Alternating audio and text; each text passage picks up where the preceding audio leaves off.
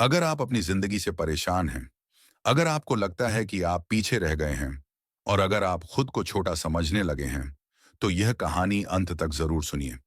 एक छोटे से शहर के बस स्टैंड पर रोज एक आदमी बैठा रहता था। पुराने कपड़े, झुकी हुई नजरें और हाथ फैलाकर लोगों से भीख मांगना, यही उसकी रोज की जिंदगी थी। लोग आते, कुछ सिक्के देते और आगे बढ़ जाते। कोई उसे नाम से नहीं जानता था। सब बस उसे भिखारी कहते थे। वह खुद भी यही मान चुका था कि वह भिखारी है और शायद इसी के लिए पैदा हुआ है। एक दिन बस में उसे एक अलग ही आदमी दिखा। साफ कपड़े, शांत चेहरा और आत्मविश्वास से भरी चाल। भिखारी उसके पास गया और बोला, साहब कुछ मदद कर दीजिए।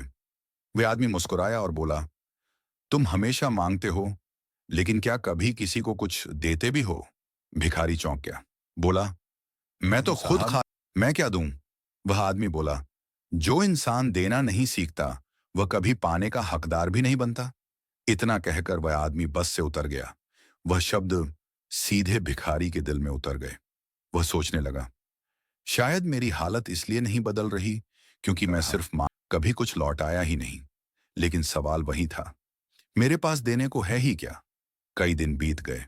वह हर दिन उसी सवाल के साथ सोता और उसी सवाल के साथ जागता। एक दिन उसकी नजर बस स्टैंड के पास लगे नींबू के पेड़ पर पड़ी। पास ही एक आदमी नींबू पानी बेच रहा था और लोग खुशी खुशी पैसे दे रहे थे। उसी पल उसे समझ आया, लोग भीख नहीं दे रहे, वे कीमत चुका रहे हैं। उसने कुछ नींबू इकट्ठा किए, पानी लिया और खुद नींबू पानी बनाना शुरू कर दिया। अब वह जब किसी से पैसा लेता तो बदले में एक गिलास नींबू पानी देता। लोग हैरान थे। पहली बार कोई भिखारी कुछ दे रहा था। धीरे धीरे लोग खास उसी बस में बैठने लगे जहां यह आदमी नींबू पानी देता था। अब लोग उसे दया से नहीं, इज्जत से देखने लगे। वह समझ गया था, लोग उसे भीख नहीं दे रहे, वे उसका काम खरीद रहे हैं। कुछ हफ्तों बाद वही आदमी फिर बस में मिला। भिखारी बोला, आज मैं आपसे भीख नहीं मांग रहा, अगर चाहें तो नींबू पानी ले सकते हैं। उस आदमी ने पैसे दिए, नींबू पानी पिया और मुस्कुराकर बोला, अब तुम भिखारी नहीं हो, अब तुम एक व्यापारी हो। बस यही वाक्य उसकी जिंदगी बदलने के लिए काफी था। उस दिन वह बस से उतर गया।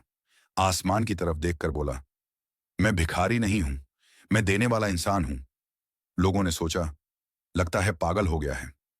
लेकिन असल में वह जाग चुका था। उसी बस स्टैंड पर अब एक छोटी सी दुकान थी, शुद्ध ठंडा नींबू और पानी, और उसका मालिक था वही आदमी जो कभी भिखारी था। एक दिन वही पुराना आदमी फिर मिला। अब दोनों सूट बूट में थे। वह बोला, आपने मुझे प्रकृति का नियम सिखाया, पहले दो फिर पाओ। और जब मैंने खुद को भिखारी नहीं, एक देने वाला इंसान माना, जिंदगी बदल मेरी दोस्तों, समस्या आपकी हालत नहीं होती, समस्या आपकी सोच होती है। जब तक आप खुद को छोटा समझोगे, दुनिया भी तुम्हें छोटा ही समझेगी। लेकिन जिस दिन आपने खुद को देने वाला समझ लिया, उसी दिन आपकी किस्मत बदलने लगती है।